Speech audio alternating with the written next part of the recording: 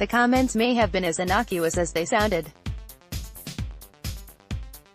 The Cowboys could use one of their precious and few draft picks Friday or Saturday to seek a backup running back to Ezekiel Elliott for the 2019 season. That's mostly what Stephen Jones was saying at the club's news conference this past week. But when you step back and look at the big picture, at what's going on in the NFL, and listen to the words of Jerry Jones that day about allocating money, you wonder exactly how many more years Zeke has to wear the star on his helmet. I think the answer is more than 2. It's almost certainly not more than 4. If you think time moves fast, try being an NFL running back these days. They are seen as the most expendable of commodities despite their importance on game day, and so if you see the Cowboys grabbing a running back Friday night in either the second or third round, the player might be more than someone to carry the ball in Oxnard. Everything Zeke does on the field works in his favor for keeping him around. He has led the league in rushing twice and, even with being suspended for 6 games in 2018, is the overall leading rusher the last 3 seasons. He was the only back to carry the ball 300 times in 2018. He improved as a pass catcher and was used extensively in that capacity last season. All those things speak to Zeke's significance here. But so many things work against him on the outside, it's all going to depend on where the Joneses are directing their attention. For starters, Zeke led the NFL in rushing as a rookie in 2016. Chicago rookie Jordan Howard, taken 4 rounds after Zeke, finished second. In 2017, when the Zeke suspension kept him from a rushing title, Kansas City rookie Kareem Hunt, a 3rd-round pick, won it. Last year when Zeke led the league in rushing once more, Giants rookie Saquon Barkley finished second. Cleveland's 2nd-round pick, Nick Chubb, and Denver's undrafted rookie Phillip Lindsay also finished in the top 10.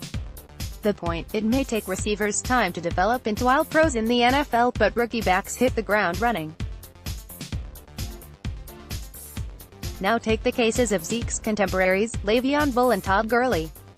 Bell, as you know, sat out last season after being franchised a 2nd time by Pittsburgh. He is now a New York Jet.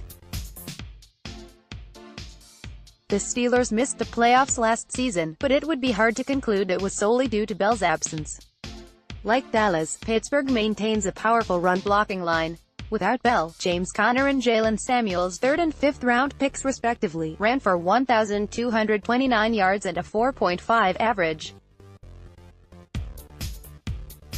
That was 1 year after Bell's numbers were 1,291 and 4.0. For Gurley, who got a 2nd contract from the Rams last summer, he helped LA get to a Super Bowl, but a late-season injury slowed him. His only impactful playoff game came against the Cowboys. It has been reported that Gurley has developed arthritis in his surgically repaired left knee. What that means for him as a dependable lead back in this league is completely unknown. What's known is that Gurley's contract carries cap figures of $17.25 million and $13.2 million in 2020 and 2021 before the Rams can really even think about getting out of his deal. As for Zeke, he is under contract with a cap hit of $7.9 million this season, and Stephen Jones said the club would soon be picking up his 5th-year option, which carries a $9.1 million cap figure in 2020. We all know if Zeke is healthy, there's not a lot of touches for the other guy, Stephen Jones said. Zeke, barring an incident, obviously is a guy who's dependable and we can count on him, but for how long? If he leads the league and carries the next 2 seasons, how much will Zeke have left? The answer might be a lot. But if it's less than he brought into the league, how much sense does it make to start paying him the type of money Gurley is getting? Jerry Jones talked about negotiations at the end of the news conference and explained his philosophy in this manner. It's never really about the money. You're going to spend the money in this system. It's about how you allocate, and do you allocate any for that opportunity? That's just saving it, not for a rainy day but for a brilliantly sunny day that you might get a chance to do something special, Jones said. We already know that Zeke qualifies as one of the league's special players. But for how long and at what price? We could start to learn a little about the Cowboys' thinking on that Friday night. Twitter, @TimCowlishaw. This topic is missing your voice. View comments. Let's block ads. Why?